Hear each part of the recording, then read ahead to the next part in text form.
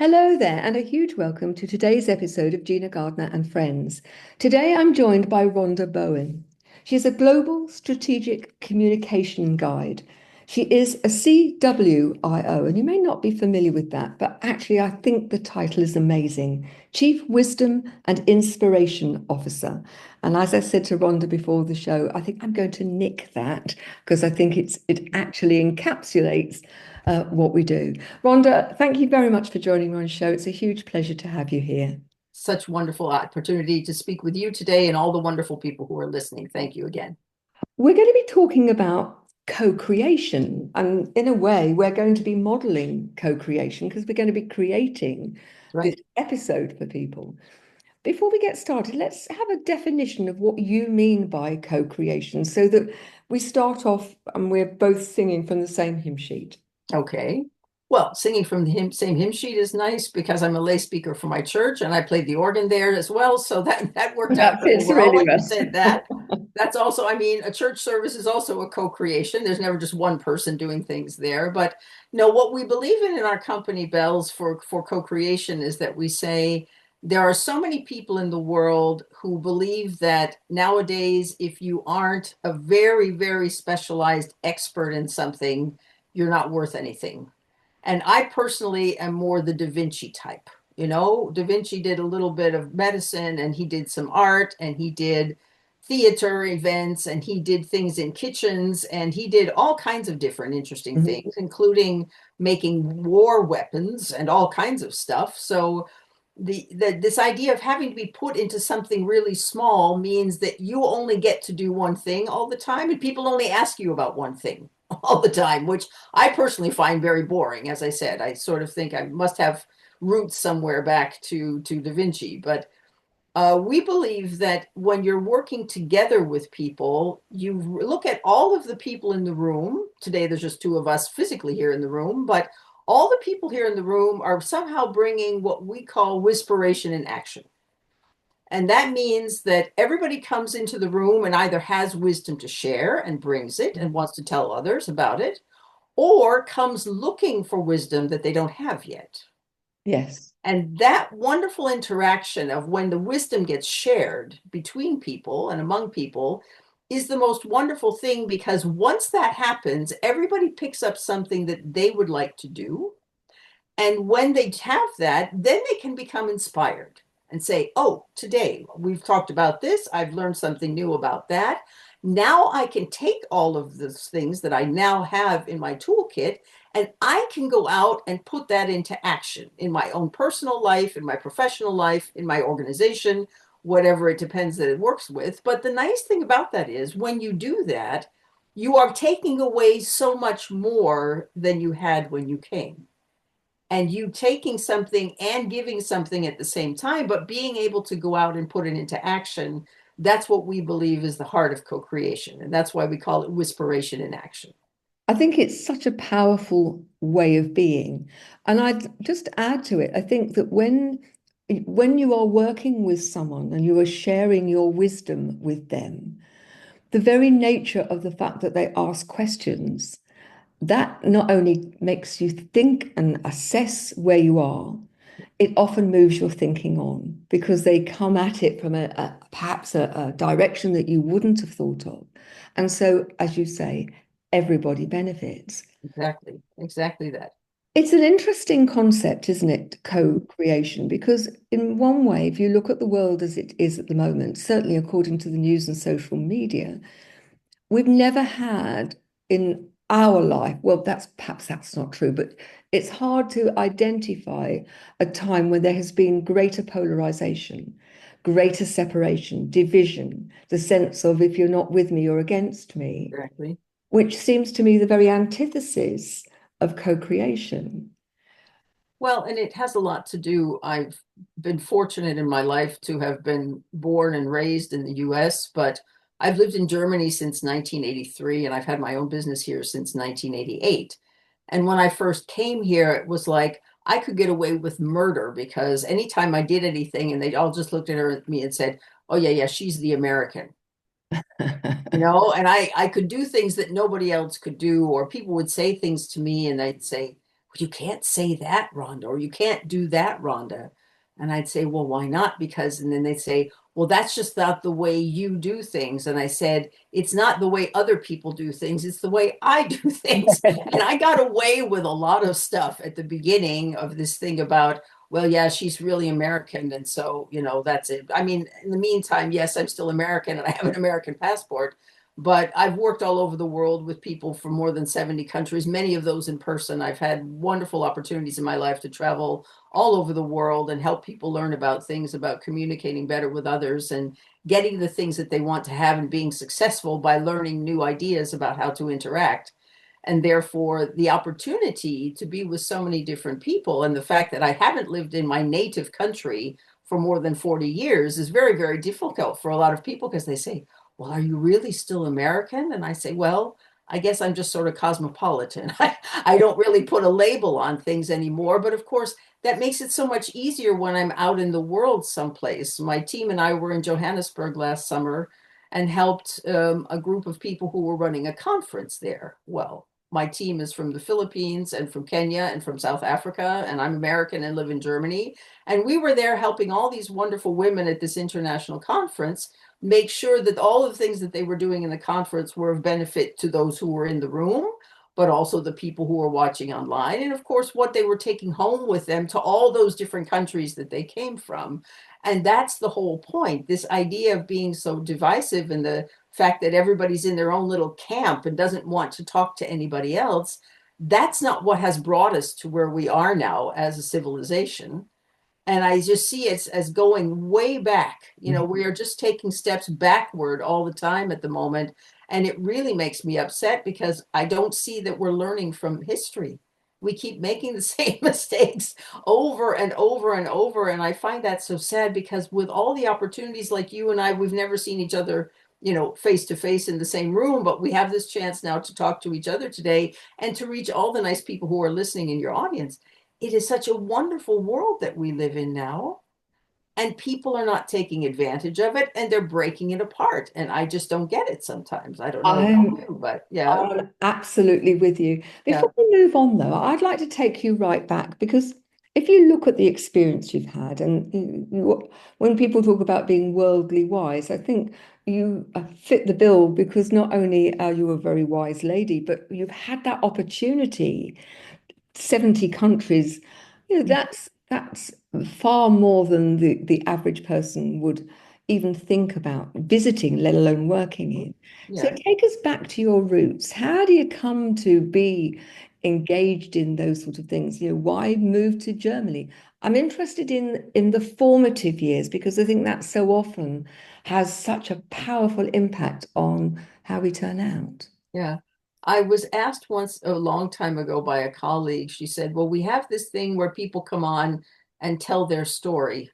And I said, you know, a lot of the people in the room didn't know me. I was very new in the group. I said, I don't even know what people want to know No. about me. And I said, can I do this in a different way? And being the communication gal that I am, I put up a And I slide. would say the maverick. Okay, thank you. That's very nice. That's very nice. And you'll hear more about why that's very nice in a moment. I said, I don't know what people want to know about me. So I put up a slide that had 10 images on it. And I said to people, I said, just look at all of those nice pictures and ask me what they have to do with my life. And there were these 10 pictures of all these different things.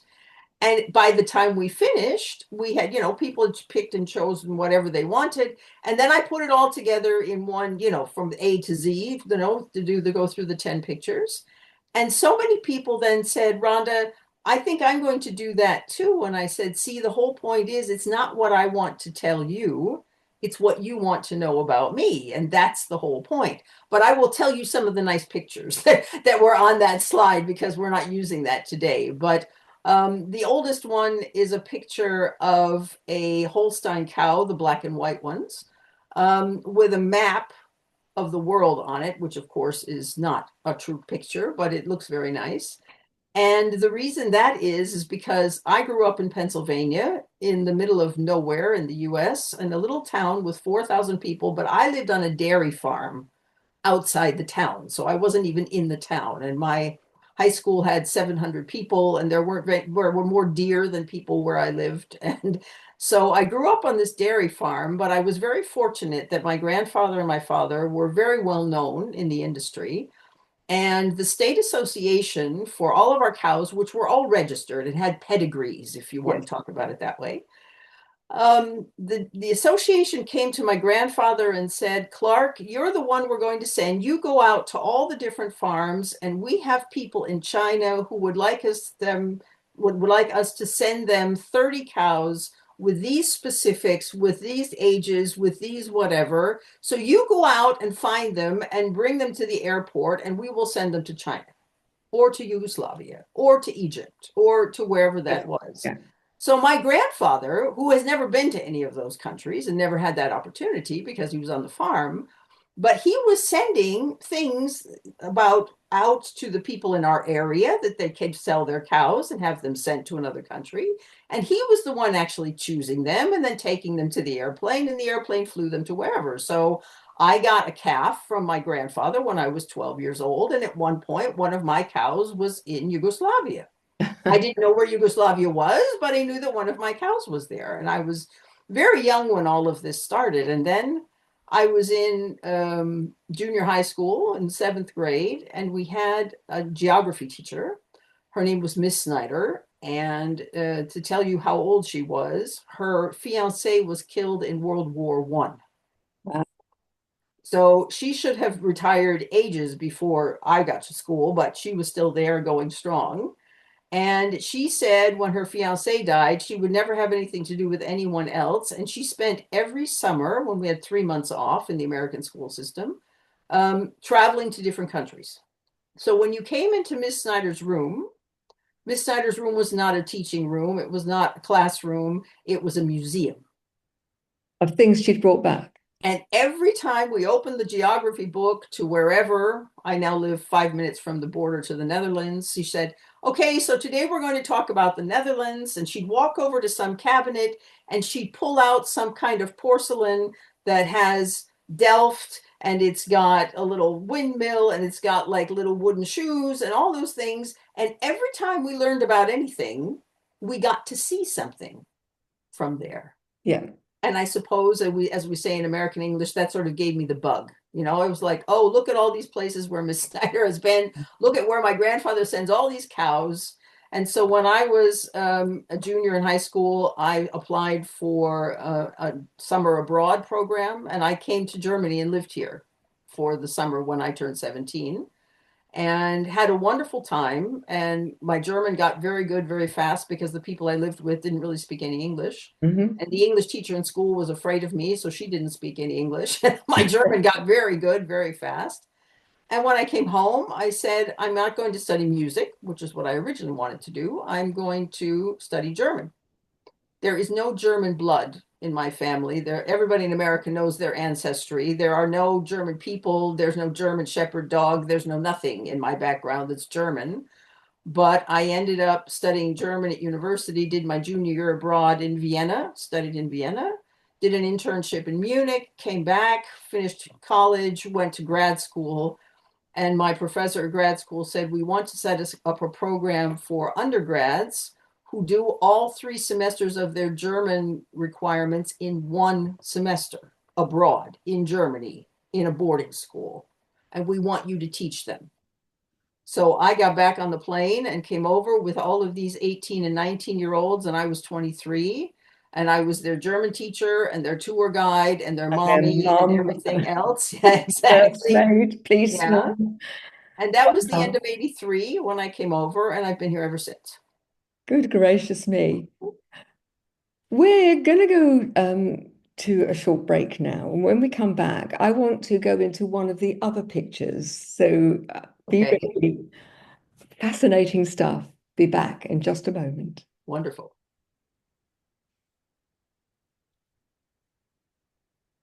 Welcome back. So, Rhonda, before the break, you shared with us the Holstein cow and how you came to be in Germany. Mhm. Share another picture. Another picture. This thing about not being divisive and bringing everybody together.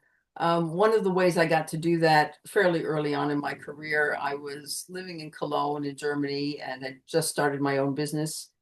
And I was approached by a group of people who were responsible at the time for doing the continuing education program on German television for people for who some reason stopped their formal education before they got their high school diploma. And so they could go back and watch things on TV and go to like weekend classes and make up for getting their degree. And so they said, we need somebody to teach English on this television program, and we want you to come and do that. And I said, okay. And then I told my friends that I was going to be on TV. And Germans, as they often are, you have to be trained and you have to have certificates for everything before you do anything, you know. And they said, Rhonda, have you studied media or film or television things at university? I said, no. And you're going to go to this national studio and you're going to work on television? I said, yeah. Well, do you think you can do that? I said, well, other people think I can do it because they invited me to come.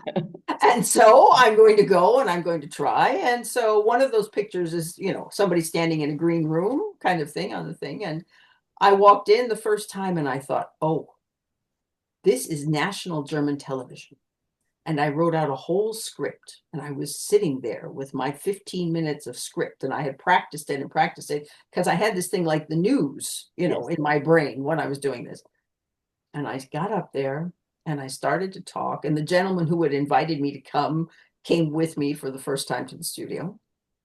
And we did the first try. And he looked at me and he said, what's with you? And I said, well, what do you mean? He said, that's not the way you talk. And he'd only ever seen me in meetings, you know, and just very normal, casual things. And he said, I said, yeah, but you know, Mr. So-and-so, this is television, you know, and this is being recorded and, you know, and I have to teach, you know, and he said, do it the way you always do it. That's why I asked you to come. I didn't ask you to come and read off a piece of paper. Yeah. So I put the piece of paper aside and I sat there and for the next 4 years, every 3 weeks, I went to the studio and did a 15-minute thing on how to learn English, both regular English and business English. And because of that, I got to go back to the US and to Canada and do 13 30-minute series on life in 8 of the states in the US and 5 of the provinces in Canada with a German crew. So I was the only English speaking person there, and I was running all the interviews and explaining things to everybody and telling the state police that we wouldn't drive too fast the next time, and you know, all the fun things that went with that as well. But those TV shows were on German TV for over 20 years, you know, just being shown as replays and teaching people about how people live in the US and in Canada. It's not really necessary anymore because now we have the internet, but for a very long time that was an interesting thing to do. And again, it was bringing people together. And it was bringing all of my German team that was doing all of the technical stuff, which I didn't know anything about. But I was just the one putting the people together, you know, speaking German to them and English to the other people and making sure everybody understood. And we made these 13 films, 30 minutes each, and they were absolutely wonderful. And that's co-creation when we go back to what we started out with today. Yeah. It's so many things, and I think I'd like to unpick a few of them. There are Okay. many people who, given the opportunity, something that was outside their familiarity or comfort zone, Mhm. would have said, I can't do that. I don't get the impression, having spoken to you, that you ever um, don't do something simply because it's uncomfortable. Yes. You embrace the opportunity, whatever that might be. And although that's talking about you as an individual, I think that that's an important part of co-creation Yes. because it's about creation, the creation of something new, moving out of the known into something which is different. Well, and the most wonderful thing that co-creation brings right at the very beginning, even if you're just talking to whoever the other Yeah. person or people are and trying to figure out what's going on, is that before you even have created the outcome, you're first looking at the opportunities and then you're figuring out the possibilities, what could actually happen. And when the outcome is there, especially if it's really good or better than you expected, Then it's a chance to see what success you're getting. But of course, the most important thing is, and the thing we all do very, very little, is to celebrate. Yes. I have a thing on my desk called a celebration box.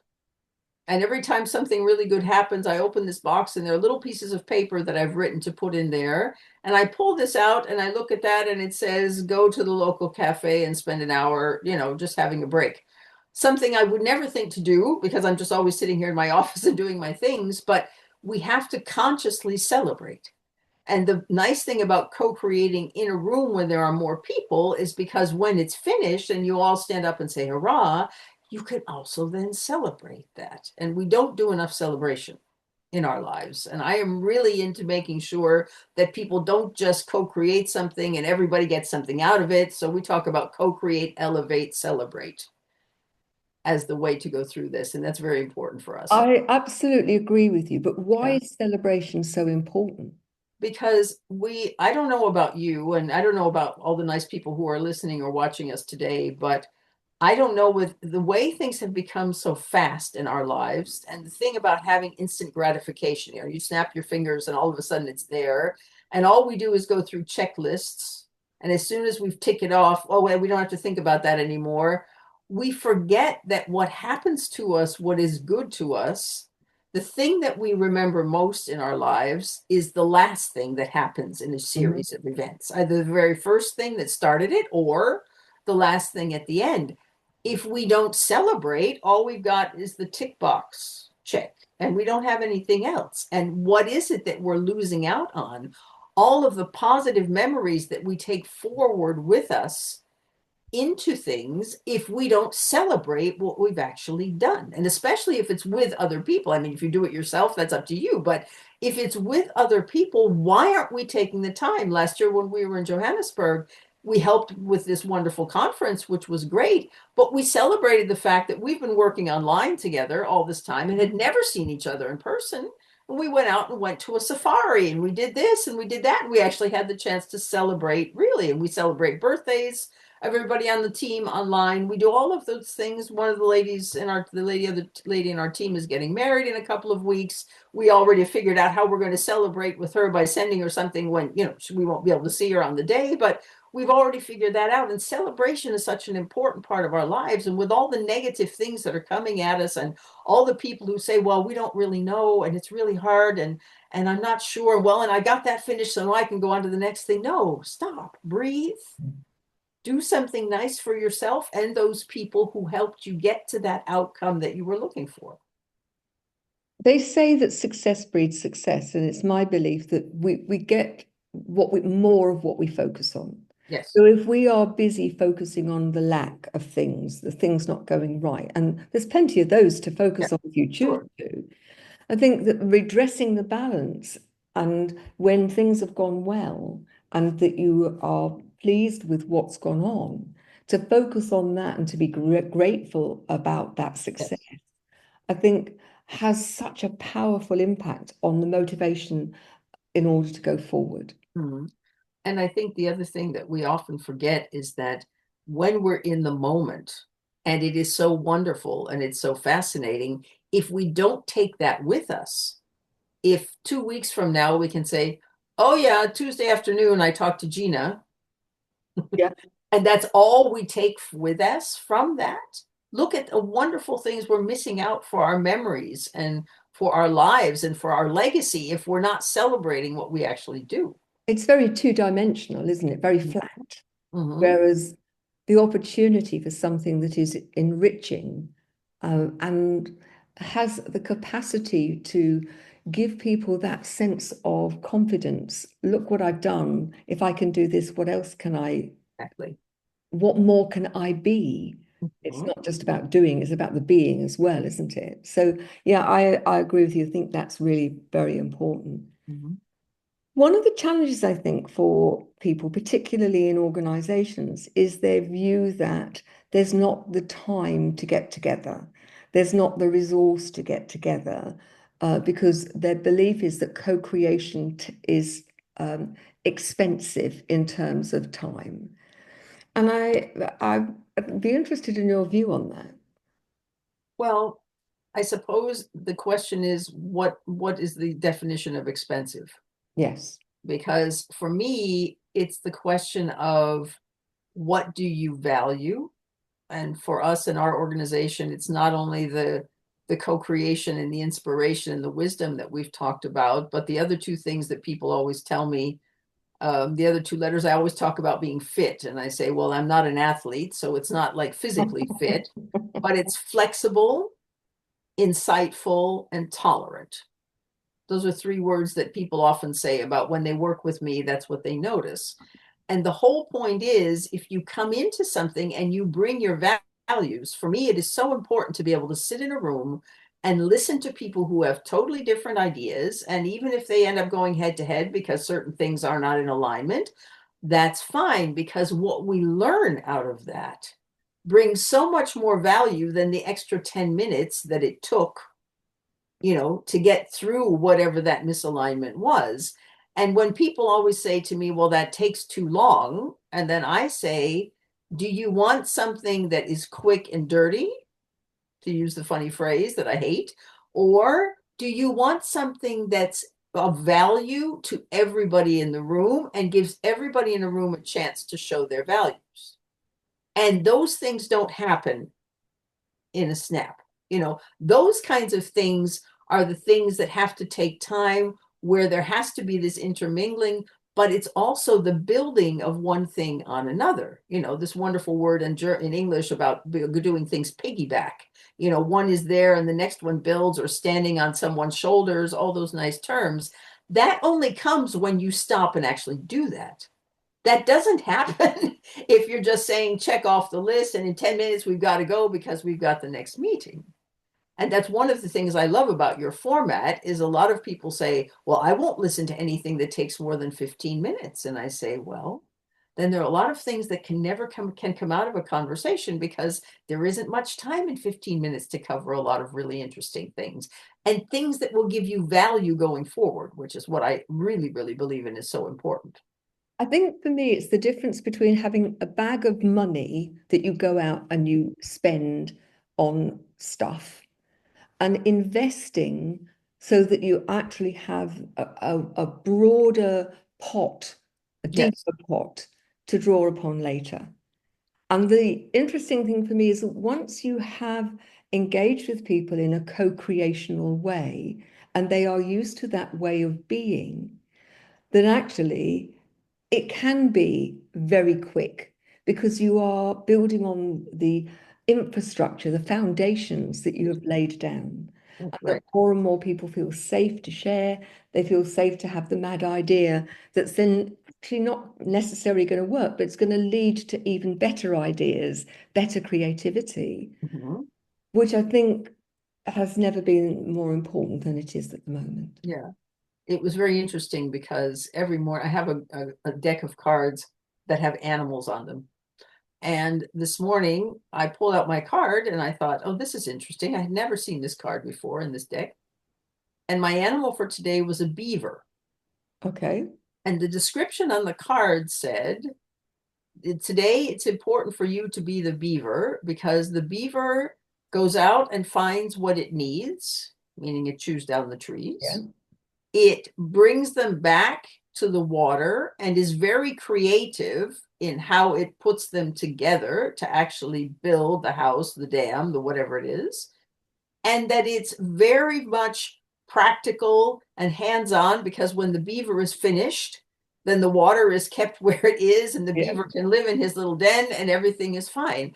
And I said, that is really good when I was thinking about our conversation today. Mhm. And when I think about a lot of interactions that I have with people, I've always been the practical hands-on type. I always say, when people say theory, I say, yeah, you can read it in a book or you can read it online now.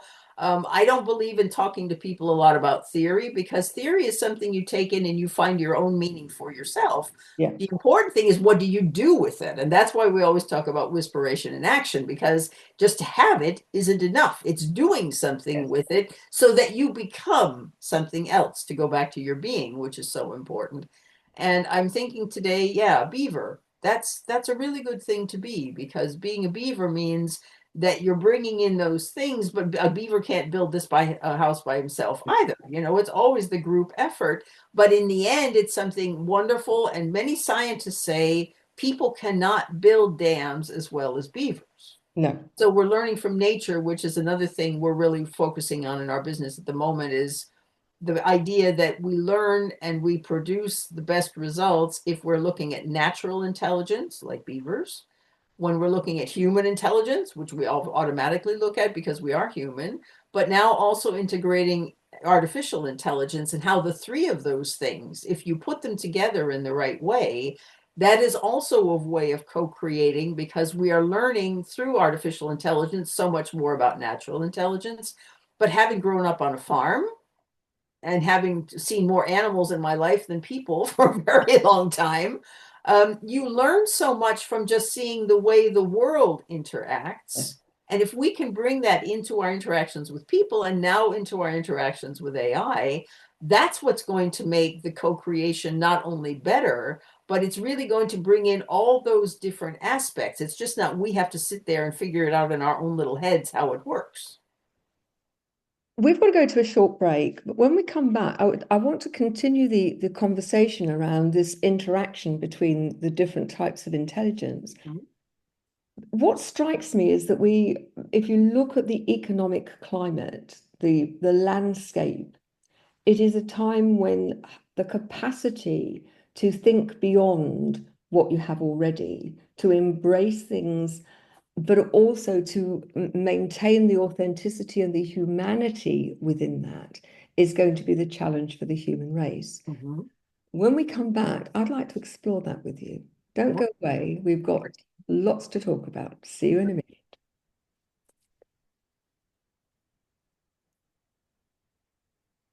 Welcome back. Mm-hmm. Rhonda, before the break, brought the concept of natural intelligence from nature, human intelligence, and AI, and the combination of those and how we develop and interact with that being very important as we move to the future. How do you think we as a human race would best make the most of the opportunities that are being presented to us without if you think of the film scenario of AI taking over and we become slaves to the AI, what do you think is the way forward that people can make the most of it? Well, let me give you an example. And I was fortunate last year, and I am going to be going again this year, to the AI for Good Summit of the United Nations in Oh, Geneva, wow. Switzerland. Yeah. And I was there last year in person, and I will be going again this year. And when I was researching online and looking at the 80 plus exhibitors that were going to be there, besides all the people giving talks and whatever, I found this one group of very young gentlemen who had set up this thing, and I said, "Oh, I have to go and see that." And fortunately, when I walked in the door, it was one of the very first exhibits. And this thing they call a roboa, which is a combination of robot and boa constrictor. And when you think about that and you hear the word roboa and you think, well, what is that? And when you look at it, at first, it looks just like a tin or a can, and there's a big hose on the back. But when you look at the front of this and you look at this tin can, you see that there are places for lights and microphones and loudspeakers and cameras, all included and integrated into this little thing. And this is now used, for example, when there's an earthquake. If you take people and dogs and you put them on top of the rubble and they're figuring out, where the people are underneath, this thing goes through the rubble Wow. and it finds the people wherever they are underneath all the rubble. And if it's in a place where there is air, and so the people, are still awake and can respond and are conscious, because you can have a light and a microphone and a loudspeaker Camera. and everything and a camera on there, the people on the outside can see A, exactly where people are, and B, they can find out what condition they're in and keep talking to them until people get there. Well, these young gentlemen who came up with this idea that we need to have something with AI that can go to places where people can't at the moment. Yes. It's also used like in big factories if there's some kind of an accident Yeah. and there are chemical spills and people shouldn't be going in there, but we need to see what's going on. You know, you can send Yeah. this thing in, it can look around, you can find out what's happening. What a wonderful combination of Yes. nature and people and AI to do something so good for all of those people who are unfortunate enough to be in a place where there's an accident, an earthquake, whatever it is, because the people with the dogs are wonderful, but they can't be as efficient as the snake, which But is they have actually going through the limitations, rubble. don't they? Right, exactly. Wow. And that's just an example. And that's what I'm saying. These kinds of things, when you look at how you package all of those and take the best of each of those things and put it together into one solution. You know, we talk about co-creating solutions in our company, you know, and our new website is bells.solutions. That's the Yes. name of our website. And so when you see those things and you're doing this not to just sit down and have fun and make some play, whatever thing, this has to be, that's why we talk about Wispiration in action. You go out and do something with it that's a solution that brings some benefit or Yeah. some positive outcome or some achievement or some success to people, because that's the whole point and that's the motivation to go forward, as you said, and move to the next level and to have something of more depth or more breadth or whatever it is, because once you've figured out this part, then you can add on to it and you can be the person who's then making sure that we're making progress in the world, which is extremely important. I can see, and I'm sure many of our listeners can see, there are huge benefits. I was talking to a doctor the other day who was describing how AI can look at scans, MRI, PET Mhm. scans, all of those. And in a fraction of the time that it would take a consultant radiologist to go through them, they can go through, they pick up things that perhaps wouldn't be picked up with the naked eye, so that people get a quicker diagnosis and a more accurate diagnosis. And so there seem to be so many applications that can make our world easier and better. That's right. However, I think there are many people who are fearful because we know from other applications, as you said so rightly earlier on in the program, as human beings, we do not learn the lessons of history. That there are many times when there's been a technology that has the capacity for good, Mhm. that man has chosen to use it for the very opposite. What do you think in terms of co-creating a way of managing these new technologies, particularly where we can put the safety net to limit the negative, the damage that Mhm. are done by some people because they're greedy or because they like to create mayhem? Yes. Well, I mean, that's when I was at the summit last year in Geneva. Two of the days were open to the public, you know, Yes. for people like you and me and the people in the audience.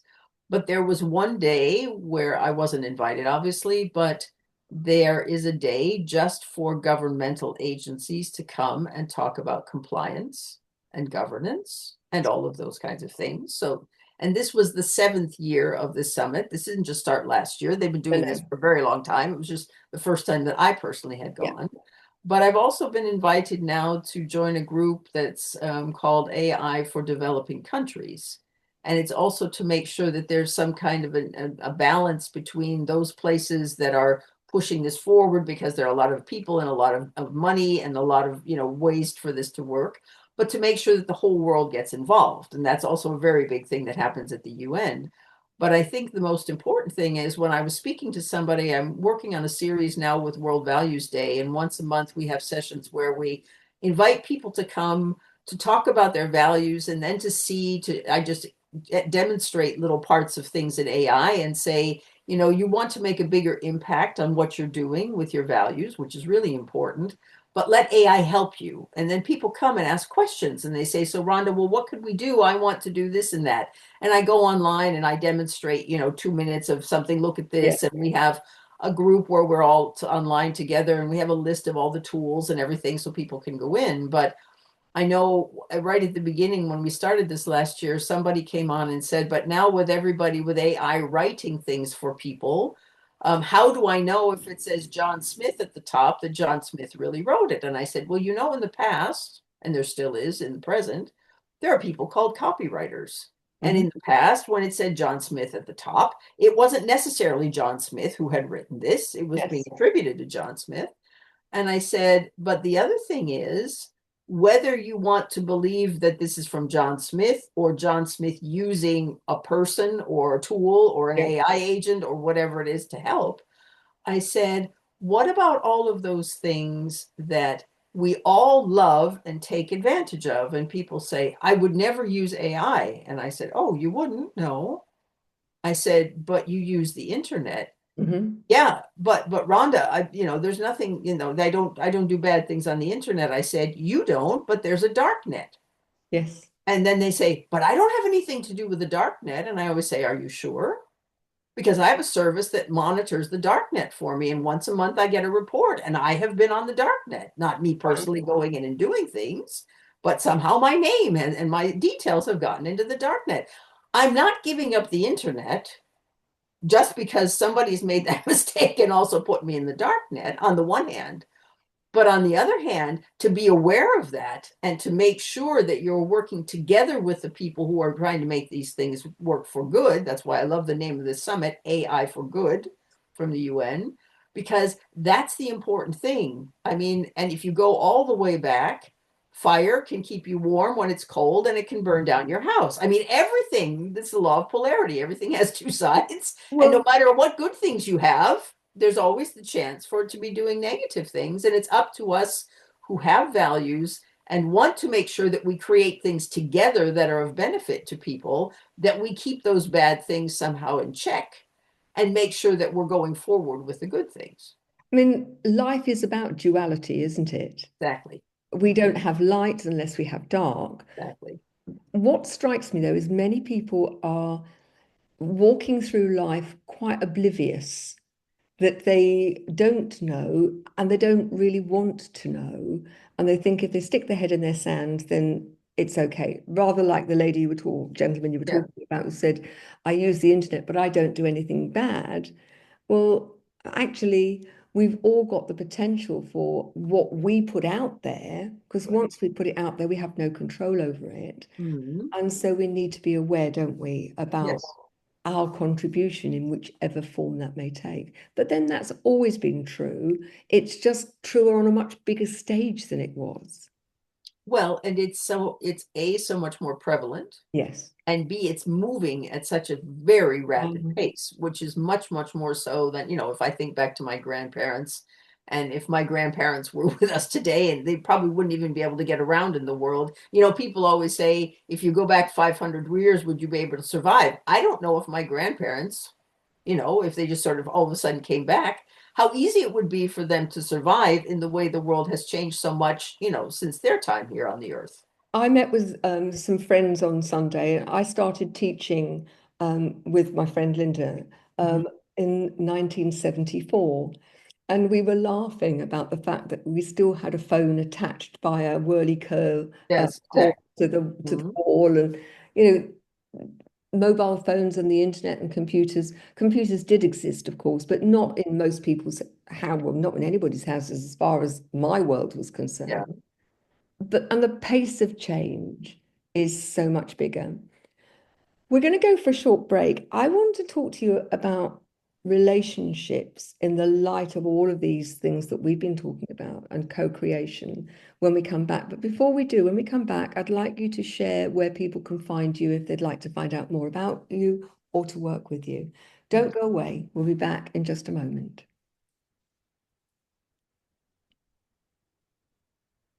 Welcome back. So, Rhonda, before we go into the next theme, let's talk about where people can find you. Okay. Well, I assume there will be notes for people to be able They'll to. be in the archive, but if you Yes, can exactly. also let them Exactly. know, that would be great. Right. I mean, the easiest way for most people is to find me on LinkedIn, because everybody, most people have some access to LinkedIn. If not, as I mentioned before, our website is bells, as in jingle bells, dot solutions. So that's fairly easy for people. I'll also give you my link tree so you can have that in the notes. But I would love to give people, depending on where you're coming from and what's important to you at the moment, if you're really thinking about how you personally communicate and what that means to how well you interact with other people, I have a wonderful assessment that I'll give you the link to, and you can just go in and you find out not only how well you're doing in various parts of communication, but at the end you get the opportunity to have resources on various things in various parts of the internet, not only things from me. I'm a curator, I bring things in from all over the place. That's the whole point of co-creation. And you'd also get the chance to have a call and talk about what your results were and how that actually worked. So if you're listening to this as an individual, that could be helpful. If you're listening to this and you're interested in co-creating not only with me, but also with my team, so a strategist, a systems person, and an IT person, and all four of us working together, I will also give you a link so that you can go in and look at what we call our partnership opportunity document. And it tells a little bit about each of us and other projects we've done, like the conference in Johannesburg last year. And you can then get in touch with us, and we have a calendar system that you can decide if you want to talk to just me, or if you want to talk to two of us or three of us or all four of us. There's a description of what we do. And there's a calendaring system so you can set up a call and find the right people to co-create the things that you're looking for. Sounds great. Thank you. So, in terms of making the most of AI, the opportunities, getting the best out of people in terms of relationships, what do you think is important as an organization or as an individual in terms of really supporting positive relationships to support co-creation? Mm-hmm. Well, one of my very first frameworks that I set up when I was working in my business, because the people I work with, I call them best professionals. Best stands for business, engineering, science, technology, all the things I'm not. Mm-hmm. So I always work with people who aren't like me because A, I bring the outside perspective, which I think helps people learn. But I said, if you really want to be good at talking to people from another culture, and culture is not just, you are a British person, I'm an American person, and you're in England and I'm in Germany, and that's the geographical part of culture. But for me, and especially now that we're doing so much work remotely, is what is organizational culture? Yeah. And why can't somebody from the finance department talk to an engineer? Yes. That's a huge cultural divide as well. And I came up with this framework because I said, whether it's the organizational or the geographical things that you're dealing with, I talked about what you need to do to have a good relationship is a combination of creation and development. So we call it CREAVELOP. And that makes a lot of sense because you have these 9 things that if you pay attention to them, it's something like when you're cooking a meal. Yeah. So what you need first are utensils, and those are things to do with culture and your attitude and your personal style and the way you do things. Okay, those are things you bring with you, and those are the tools you use whenever you're having an interaction with somebody and want to have not only a good outcome, but you want to improve the relationship long term. You have to keep these things in mind for yourself, but you also have to keep in mind what's happening on the other side of the table and what are people bringing with them. The next one is VO, VEO, sounds like CEO. It's your view on things and the other person's. What expectations do you bring? And I hate this idea of saying someone meets expectations because someone else has set expectations. I say, no, we have to match expectations. I really believe that one of the huge problems in relationships is that everybody thinks they know what the other person is thinking, but they don't. And when people say to me in organizations, Rhonda, how do I get through the glass ceiling? I say, get through the glass walls first. You think you know what's going on next door, but you really don't. And part of that is the matching expectations. And of course, then you have to get the objectives right. Not only what do you expect, but where do you want to go? Yeah. It doesn't necessarily mean in the relationship that everybody wants the same outcome. No, not And at all. that's an important part as well. And then the actual meal, when you actually sit down and have the conversation and have to do the things, there's all the things with language. I mean, you and I both speak English, but if we were speaking two different languages, the whole conversation would be different. The way we express ourselves. So are you the more, I'd rather write everything down because I'm more introverted and I don't enjoy speaking, or are you like overly extroverted like I am? And so the oral form is the one that's better for you, or people who write music or make art or paint pictures or whatever. There are lots of forms of Yeah. expression. And of course, the ratio.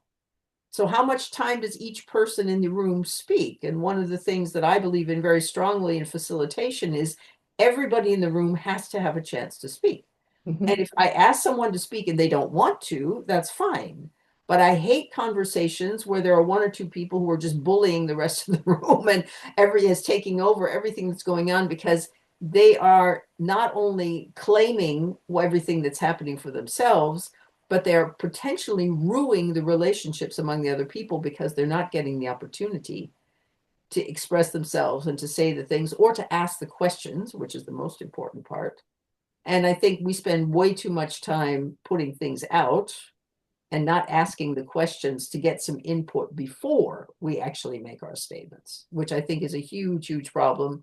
And one of the things I tell people is how to ask better questions is the most important thing. When you talk about AI, if you don't ask the right question, you don't get the right answer. But that's also with people. People are now saying, I don't know how to do a good prompt. It's like, well, probably because you weren't asking good questions of human people before this as well. It's not such a whole different thing.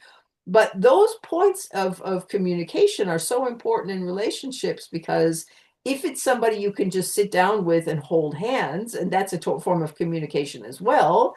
But if it's people in your office or people you've never met or people from a culture where people don't hold hands, then you have to know about all of those things and make sure that the relationships can not only be, distinguished by what they are, but have the chance to grow because everybody learns more about what's happening with the other person in the relationship as well.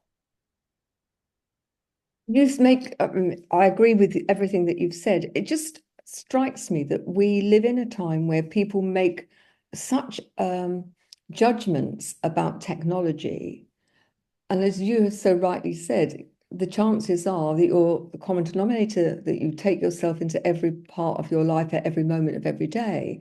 That if you're not a great communicator with your spouse, your children, your friends, your family, the likelihood is that you're going to be challenged in terms of communicating with your team Mhm.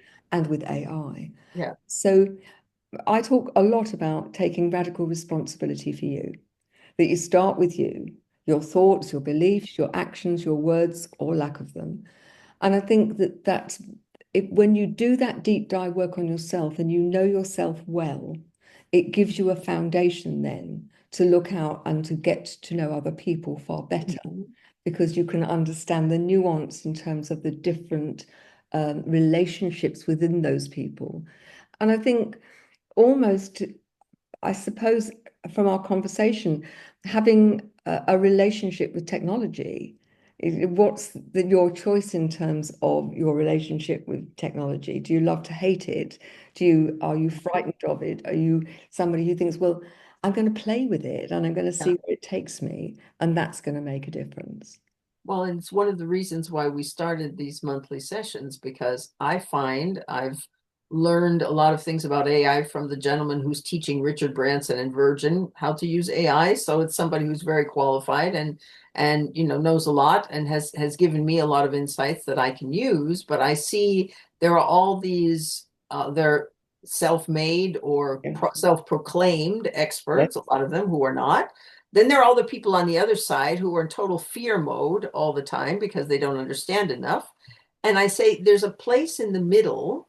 And I love to be one of those people helping people in the middle, meaning they're open enough. They maybe don't know as much as they would like to, but they want some help finding ways to get into this so that they don't make the mistakes and have Yeah. terrible things happening. But on the other hand, have the chance to talk to other people about this. And these sessions that we have, we do them the second Wednesday of the month at 3 different times of day. I can give you the link to that as well. And the interesting thing about that is every single session is totally different depending on who's in the room. I mean, the setup for the half an hour is the same every time. We all come in, we talk to each other, but what we actually discuss and the things that we look at together and the ideas that people come up with about saying, oh, but we do supervision. And is there a way to use AI to do remote supervision? I thought, I don't know, but we'll go look it up and we'll see what we find.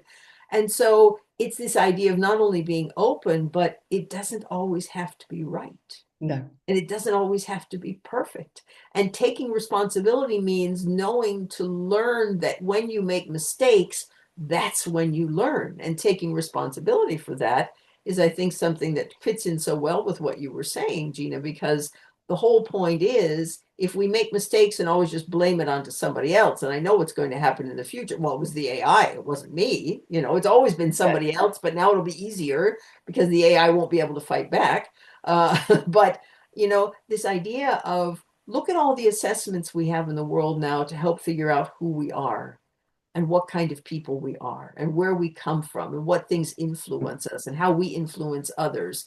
If we would just take any small amount of that into account and actually use that to understand why we interact well with some people and not so well with others, and that there's nothing wrong with any of us, we just have different preferences. We just see the world in different ways. And we're here to make sure that we find the people that we can interact well with, and then to make that progress and to do those good things in the world that we need to be doing. And you and I have been very fortunate to have found each other and have been able to do that today in this conversation. But on the other hand, this isn't something, it's trial and error. You have some people it works very well, and you have other people it doesn't work well. We don't all have to be everybody's best friend, but we have to be able to go out and make those distinctions. And as you said, take the responsibility for ourselves and do what's the right thing, not only by us, but by the other person as well. Rhonda, it's been a great conversation. I'm afraid we're out of time. But before we go, we're very proud to belong to an organisation called B1G1. Buy one, give one, uses kindness as part of the branding. And I Yes. invite each of my guests to choose one of 4 themes, and we donate on your behalf to those themes. And it's all about giving a hand up rather than a handout. So clean water, health, education, reforestation. Which of those would you like us to donate to? Well, we're part of B1G1 as well, and we also have 4 that we have chosen.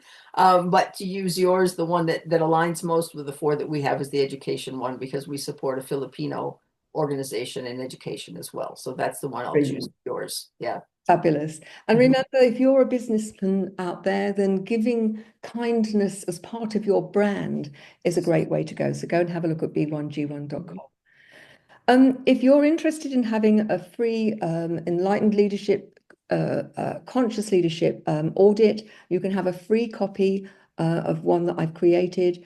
All you need to do is email me at Gina Gardiner and Friends and put blueprint in the subject line. That's Gina Gardiner and Friends at gmail.com, and one of those will be sent to you. And lastly, if you'd like to be on my other show, which is Gina Gardiner Showcases Tomorrow's Talent, if you're a great musician, you have to be good, and you'd like to share your music, have an interview, there's a form to fill in, which is Gina Gardiner, tomorrowstalent.com. Rhonda, thanks very much for being on the show. It's been a great conversation. Thank you for listening. Take care. See you on the next show. Bye-bye now. Thank you so much. Goodbye.